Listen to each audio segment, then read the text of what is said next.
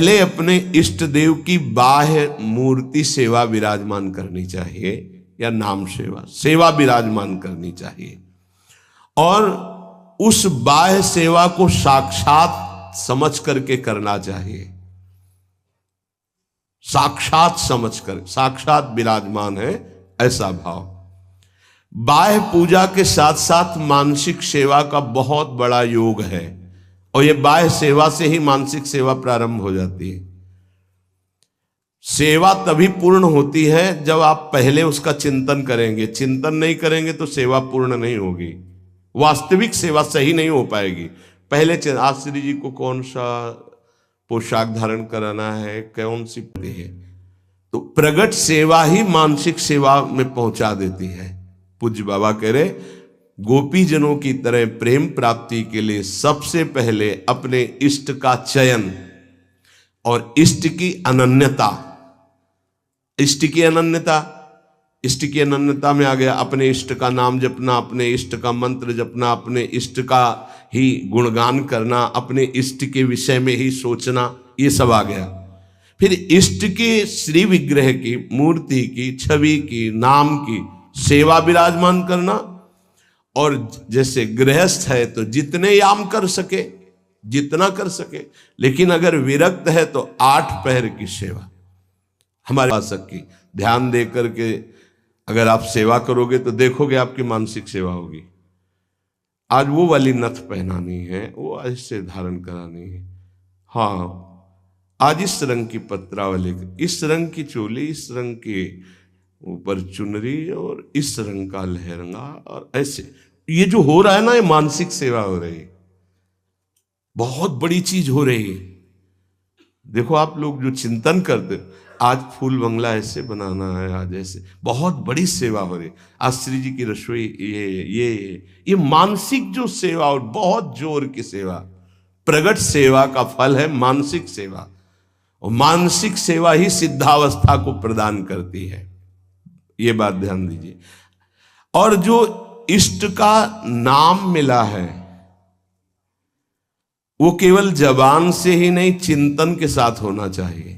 प्रेम की बात कर रहे हैं, केवल हम जबान से रट रहे मंगल है, लेकिन यहां कह रहे गोपी प्रेम की बात, गोपी जैसा प्रेम, उसका चिंतन होना चाहिए। जैसे राधा राधा तो हमारा चिंतन भी हो रहा है। बाह्य जप से बहुत समय लगेगा, जब बाह्य जप और आंतरिक चिंतन दोनों एक साथ होंगे, बहुत जल्दी आंतरिक ध्यान से बहुत जल्दी लाभ प्राप्त होता है। इष्ट देव का चयन, इष्ट देव की अनन्यता, इष्ट देव की प्रगट सेवा, मानसिक सेवा, और इष्ट देव का नाम ध्यान सहित जप, और इष्ट देव के ही गुणों का चिंतन करना। हमारी श्री जी का ऐसा स्वभाव, हमारे लालजू का ऐसा स्वभाव, उन्हीं की तरफ चिंतन करना। अन्य सब संबंध चिंतन को छोड़ना गोपी प्रेम की प्राप्ति है। महाराज जी सुनते हैं श्री सुखदेव जी का वैराग्य बहुत तीव्र और उच्च कोटि का था। क्या ऐसा कोई साधक वैराग्य नहीं धारण कर सकता? इस कोटि का वैराग्य क्या साधु के अंदर, साधक के अंदर नहीं आ सकता? निश्चित आ सकता है, पर ये सकामी साधक के अंदर नहीं, विषयी साधक के अंदर नहीं। जो निष्काम भाव से दृढ़ निश्चयी है कि केवल शरीर पोषण के लिए वस्त्र और भोग आदि, जो प्रारब्धवशात कोई चाह नहीं, उसके हृदय में तीव्र वैराग्य जागृत होता है। दृढ़ लक्ष्य, दृढ़ निश्चयी, शरीर की भी परवाह नहीं, नहीं खान पान ते भावे है, नहीं कोमल वसन सुहाग, फिर दंभ पैदा कर देता है, दिखावटीपना फिर आने लगता है, जो बहुत ही साधक के जीवन में धोखा पैदा कर देता है। ये बुद्धि है बहुत जल्दी सिद्ध होना चाहती, फिर वो नाटक शुरू कर देता है, बहुत शास्त्र विरुद्ध आचरण होने लगते हैं। इसलिए निष्काम भगवत प्राप्ति का दृढ़ लक्ष्य, निरंतर भगवत चिंतन, खान पान आदि से राग रहित, तो श्री सुखदेव जी जैसा वैराग्य आ ही जाएगा। पूज्यपाद बाबा कहते ऐसा नहीं कि उनको जो वैराग्य था वो किसी को प्राप्त ही नहीं हो सकता। लाखों हो गए हैं, देखा थोड़ी सबने, लाखों हो गए, लाखों हैं, लाखों होते रहेंगे। ये भगवान की सृष्टि है। जैसे जड़ भरत जी की स्थिति आई, उनसे ऊंची ऊंची स्थिति के ज्ञानी महापुरुष देखे गए, उनसे ऊंची स्थिति के ज्ञानी महापुरुष देखे गए, पर चर्चा उनकी गाई गई है। भगवान ऋषभदेव जी के पुत्र है, लेकिन ऐसे लाखों जड़ भरत हो चुके, लाखों होंगे। ये भगवान की सृष्टि। ऐसे ऐसे महापुरुष ब्रह्मबोध संपन्न देखे गए, जिन बिल्कुल निरपेक्षता की मूर्ति, निरपेक्षता की मूर्ति। हाँ, जिस दिन से सन्यास हुआ कभी वस्त्र ही नहीं धारण किया, दिगंबर, गंगा जी का किनारा वही, और ऐसा सरल स्वभाव कि मतलब देखने से ऐसा लगता था देखता ही रहे कोई। ऐसे सब जटा, सब बाल से दिगंबर बैठे हुए, वो भोला बालक जैसा चेहरा, वो तपस्या के धनी, बड़े बड़े धर्म सम्राट करपात्री जी आदि साष्टांग दंडवत करते। असनी गंगा किनारे स्वामी श्री अनंग बोधाश्रम स्वामी, सेनपुर स्वामी श्री मग्नानंद सरस्वती जी, नजफगढ़ श्री स्वामी ओंकारानंद। ये गंगा का किनारा ना, एक से एक महापुरुष, सिद्ध महापुरुष। पूज्य बाबा, ये भगवान की प्राप्ति भगवान की इच्छा पर निर्भर है या पुरुषार्थ पर निर्भर है? भगवत प्राप्ति भगवत इच्छा पर निर्भर है कि वो जिसको चाहेंगे मिल जाएंगे, या अपना भी कोई पुरुषार्थ है? भगवान की आज्ञा का पालन करते हुए जो पुरुषार्थ करता है उसी को भगवत प्राप्ति होती है। ये कायरता नहीं कि बैठे भगवान की इच्छा होगी तो भगवान मिल जाएंगे, ऐसे कभी नहीं होगा। देखो जो वर्णन कर रहे हैं महापुरुष है, भगवान की आज्ञा का पालन करते हुए भगवत प्राप्ति के लिए बहुत प्रयासशील, जितनी हम में सामर्थ्य है, निश्चित उसको ही भगवत प्राप्ति होती है। जिसका जितना तीव्र पुरुषार्थ होगा उसका उतना ही भगवत कृपा उसके ऊपर उतरेगी। पुरुषार्थ अत्यंत आवश्यक, रात दिन जो लगे हुए। सिद्धि असिद्धि में सम रहना है भगवान की इच्छा की बात है, ये छोड़ दो भगवान पर। फल की सिद्धि असिद्धि में हमारा प्रयास पूरा रहेगा, उसी को भगवत प्राप्ति होगी। सिद्धि असिद्धि में सम रहो, लाभ मिला कि नहीं मिला, फायदा हुआ कि नहीं, इस पर सम रहो, इस पर ध्यान मत दो।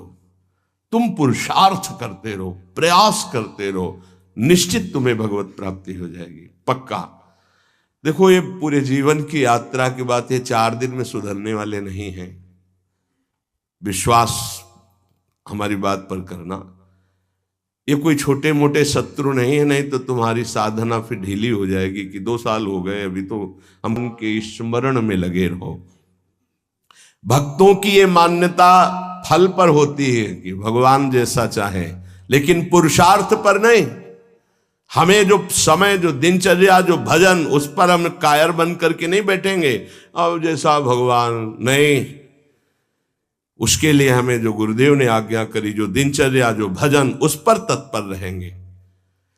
आप बहुत जोर देते हैं भजन पर, तो भजन किसे कहते हैं? अर्थात हम किसको माने कि भजन हो रहा है? उत्तर, अंतःकरण में निरंतर अपने इष्ट का गाढ़ चिंतन होना भजन कहा जाता है। अंतःकरण शब्द बोला है, यहां से गाढ़ चिंतन होना, निरंतर भजन कहते हैं, जिसे भगवदाकार वृत्ति, उसे भजन कहते हैं। दूसरा भजन का अर्थ है सेव्य को सुख पहुंचाना, सेवा, भज धातु सेवायाम। उपासक 2 ये बातें पकड़े रहता है, उसे भजनानंदी कहते हैं। अंतःकरण से अपने इष्ट का गाढ़ चिंतन, वो रूप का हो, नाम का हो, मंत्र का हो, और शरीर से प्रकट सेवा में प्रतिपल लगे रहना, ये 2 वृत्ति जिसके अंदर है वो भजनानंदी है। सेवा में, चाहे वो गृहस्थी की सेवा हो, व्यापार हो, नौकरी हो, किसानी हो, या विरक्ति की सेवा में जो भी सेवाएं हैं, शरीर से प्रतिपल सेव्य को सुख पहुंचाने के लिए सेवा, और हृदय से प्रतिपल आराध्य देव का स्मरण, इसी का नाम भजन है। और यही भजन परमानंद प्रदान करता है, यही भजन महापुरुष बना देता है, यही सेव्य के समान कर देता है। प्रभु सेव्य है, प्रभु के समान कर, ब्रह्मविद ब्रह्मयु भवति। तो भजन क्यों करना चाहिए? अपना कमाते हैं, खाते हैं, जी रहे हैं, क्यों भजन करें? भजन इसलिए करना चाहिए कि हम अवगुणी हैं जन्म जन्मांतर से, अवगुण छोड़ने के लिए। हमारे अंदर बड़ी नीच वासनाएं हैं, उन वासनाओं का नाश करने के लिए। हम बड़े हीन विचार वाले हैं, उन विचारों अंदर आ जाते हैं। अतः हमें नाशवान वस्तु व्यक्ति का भजन नहीं करना, अविनाशी का भजन करना है। वो है श्री भगवान। भजन करने से सबसे बड़े भगवान है तो सबसे बड़ा बन जाता है। ये दीनहीन विचार, ये दुख, ये दुविधा, ये संशय, दरिद्रता, जन्म मरण, ये सब कूड़ा करकट खत्म हो जाता है। इसलिए भजन करना अत्यंत आवश्यक है। भजन करना अत्यंत आवश्यक है। इससे विशेष लाभ क्या होता है? भजन से विशेष लाभ यह होता है कि जहां से हम बिछुरे थे वहीं हम पहुंच जाते हैं। कहां से बिछुरे हैं? प्रभु से। ममैवांशो, कितना गलत हो गया है। भगवान ऐसा लगता है कोई और है, और संसार लगता है ये मेरे, और वो के ममैवांशो, वो मेरे पिता है, मेरे स्वामी, मेरे प्रीतम, मेरे सब कुछ, और उनको मैं भूल गया। ये बात जानने के लिए जब हम भजन करते हैं तो हमारे हृदय में आ जाता है कि हमारे प्रभु हैं। फिर जो सुख प्राप्त होता है वो कभी किसी लोक और भोग में नहीं प्राप्त हो सकता। प्रेम स्वरूप हमारे इष्ट है तो हमारा प्रेम स्वरूप जागृत हो जाता है। भजन का लाभ है भगवान से बिछुड़े थे भगवान से मिल जाना। अगर भजन ना करे तो, पहले कहा भजन क्यों करना चाहिए, अब कह रहे हैं अगर भजन ना करे तो, अगर भजन नहीं करोगे तो विषय फंसा लेंगे, काम क्रोध लोभ मोह मद, और तुम्हारी दुर्गति कर देंगे। ये क्षण भंगुर विषयों का चिंतन होगा, क्षण भंगुर विषयों का भोग होगा, तो तुम्हें एक क्षण भी सुख का अनुभव नहीं होगा, दुख ही दुख तुम्हें घेर लेगा। अतः निरंतर भजन करने के लिए इसीलिए कहा जाता है, सरस्वती जी, भजन करने का अधिकारी कौन है बाबा? सब भजन करने के अधिकार, सबका अधिकार है भजन करने। बाल बच्चा कोई भी, पुरुष नपुंसक नारी वा जीव चराचर कोय, सर्व भाव भज कपट तज मोहि परम प्रिय सोय। बाबा ये भजन करने वालों में भी पाप कर्म देखे जाते हैं, ये क्यों नहीं छूटते हैं? भजन तो सब पापों का नाश कर देता है, फिर भजन करने वालों से पाप कर्म क्यों नहीं छूटते? क्योंकि वो सही भजन नहीं करते। बहुत ध्यान से समझना। वो विषय चिंतन करते हैं, विषय भोग करते हैं, उस समय भजन छोड़ देते हैं, जिससे पाप बनता है, भजन में अरुचि होती है। हम इसीलिए तो कह रहे हैं निरंतर भजन करो, विषय चिंतन मत करो। जो भजन भी करता है और विषय चिंतन और विषय भोग भी करता है, उसको जन्म जन्मांतर लग जाएंगे, बाबा कह रहे हैं। क्योंकि जन्म जन्मांतर इसी से होते चले आ रहे हैं, बार बार विषय चिंतन, बार बार विषय भोग। इसीलिए तो हम कहते हैं भैया, एक जन्म का सारा मेहनत समय इस बात में लगा लो कि विषय चिंतन न होने पावे, पाप कर्म न होने पावे, भजन बन जाए। हम अगर एक जन्म प्रभु को दे देते तो अनंत जन्मों की बिगड़ी बन जाती, तो घाटा थोड़ी है, लाभ ही लाभ है।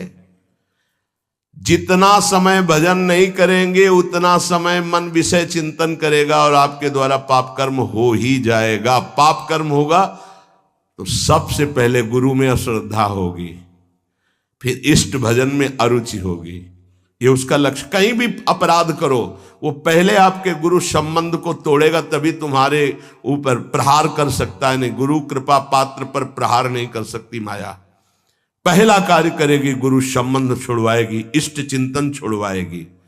इसलिए हम कहते हैं जितना जितना समय तुम विषय चिंतन में देते हो, अगर वो भी भजन में दे दो तो पाप छूट जाएंगे, नहीं तो पाप कर्म होते रहेंगे, भजन का अनुभव नहीं होगा। कहा जाता है कि भजन करने वाला एकांत, हमारा खान पान, हमारा व्यवहार एकांतिक होना चाहिए। कैसा एकांतिक? हम 501 ही प्रभु का नाम जपने वाले पा रहे हैं तो हम अकेले पा रहे हैं, ऐसा समझ लो। और 2 व्यक्ति हैं, एक विषयी है, प्रपंची है, तो मान लो हमारा भारी कुसंग हो रहा है। हम 500 में भी एक हैं और वहां एक में भी हम भारी प्रपंच में फंसे हुए हैं। ये एकांतिक भाषा को समझ लीजिए। हम इतने लोग बैठे हैं इस समय, सब एकांत है। बोलो किसके मन में क्या चल रहा है? एक प्रभु की चर्चा सुन रहे तो हम सबका मन एक ही है। एकांत का मतलब होता है अपने इष्ट के अनुरागियों का ही संग करना, अपने इष्ट में ही प्रीति हो ऐसा खान पान व्यवहार करना। इष्ट विरोधी वृत्ति, इष्ट विरोधी व्यक्ति, इष्ट विरोधी व्यवहार, इसका त्यागी सदैव एकांतिक ही माना जाता है। एकांत में कमरे में पड़ा है, इष्ट विरोधी चिंतन कर रहा है, प्रपंची एक केवल साथ चल रहा है, वो इष्ट विरोधी व्यवहारी है, प्रपंच। 1000 लोग एक साथ बैठे हुए हैं इष्ट के अनुकूल, वो एक माना जाएगा। वैसे मुख्य बात भजन करने वालों को क्या नहीं करना चाहिए? तो मुख्य बात है प्रवृत्ति में रहने वाले लोगों का संग नहीं करना चाहिए। प्रवृत्ति विषय भोगों में। पूज्य स्वामी जी ने पूछा भजन करने वाले को मुख्य सावधानी क्या रखनी चाहिए? तो बोले मुख्य सावधानी है कि प्रवृत्ति में रहने वालों का संग नहीं करना चाहिए भजनानंदी को। क्यों? एक प्रवृत्ति देखी मैथुन धर्म की सौभरी जी ने, तो 50 ब्याह किए। अनविश्जेत बहिरिंद्रियाणी, अय मुमुक्षु, संसार से मुक्त होने वाले साधक, ये जो मैथुन प्रवृत्ति में युक्त जन है इनका संग भूल के भी मत करना। उनमें परमाणु है ऐसे, वो तुम्हारे को विचलित कर देंगे, तुम्हारे भजन को छीन लेंगे, तुम्हारा भजन का मार्ग अवरुद्ध हो जाएगा। संगम त्यजेत मिथुन वृत्ति नाम, यही बाबा ने बताया। भजन करने वालों को विशेष त्याग की बात क्या है? क्या ऐसा है जो उनको बिल्कुल नहीं करना चाहिए? तो बोले जो प्रवृत्ति में, संसार के भोगों में है, निवृत्ति मार्ग के उपासक, भगवत प्राप्ति के मार्ग के उपासक, उनका संग नहीं करना, उनके साथ चलना, उनसे संभाषण करना। ऐसा अगर भगवत चर्चा जनित प्रश्न है, आप उत्तर देने की क्षमता रखते हैं, इसके बाद राग नहीं करेंगे। क्षमता का मतलब समझते हो? जैसे हम आपसे संभाषण किया, अब आपकी याद नहीं आनी चाहिए संभाषण हटने के बाद। अगर आपकी छवि आई हमारे दिमाग में, आपका चिंतन हुआ, तो इसका मतलब आप अभी अधिकारी नहीं हैं। लाखों से संभाषण हो लेकिन सब में राधा वल्लभ लाल की ही स्मृति रहे। राधा वल्लभ लाल एकांतिक में ध्यान में रहने चाहिए, एक भी छवि बाहरी नहीं आनी चाहिए, तब वो अधिकार प्राप्त होता है समाज सेवा का उपासक को। अधिकाधिक भजन में प्रवृत्ति करने वाले को ऐसे संग का त्याग करना चाहिए। बहुत जोरदार का संग होता है प्रपंच का। जैसे संत संग की महिमा है, ऐसे प्रवृत्ति मार्ग के संग की भी महिमा है। सीधे प्रवृत्ति में उतार देते, सीधे प्रवृत्ति में। बहुत सावधान, बहुत सावधान। ये महापुरुष जन ऐसे नहीं बोल रहे, बहुत सावधान। प्रवृत्ति मार्ग के जनों का संग करना सबसे ज्यादा त्याज्य विषय भजन करने वालों को है, ये ध्यान रखें। बहुत तरह से फंसाव हो जाते, बहुत तरह से जलना पड़ता है, जलना पड़ता है। महसूस होता है कि हमने गलत किया, जो हमने स्वीकार किया वो गलत किया, महसूस होता है। पर एक बार स्वीकृति हो गई तो कुछ भी हो, इनका बेड़ा पार होना चाहिए। जिद्दी स्वभाव संतों का होता है, पर महसूस होता है जब तक वैराग्य की प्रबल भूख न जागृत हो जाए और जब तक भगवत प्राप्ति का दृढ़ लक्ष्य न हो जाए तब तक संग नहीं करना चाहिए। नहीं रंग जो है वही चढ़ेगा जैसा हम करते हैं।